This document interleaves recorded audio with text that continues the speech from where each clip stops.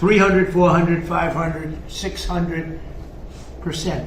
600% পর্যন্ত ছাড় ওষুধের দামে এমন ঘোষণা দিয়ে নতুন করে চমক ছড়ালেন মার্কিন প্রেসিডেন্ট ডোনাল্ড ট্রাম্প। দাবি করছেন এই ছাড়ের মতো ঘটনা নাকি ইতিহাসে আর কখনো দেখা যায়নি।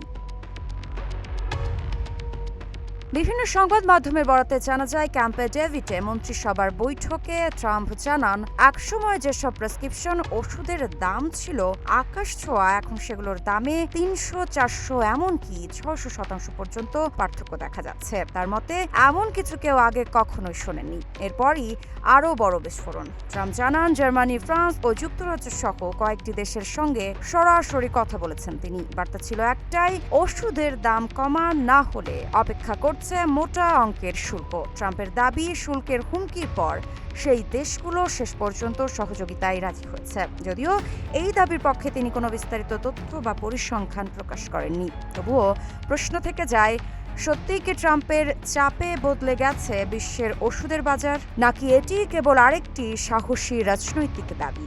এখন নজর সেদিকেই।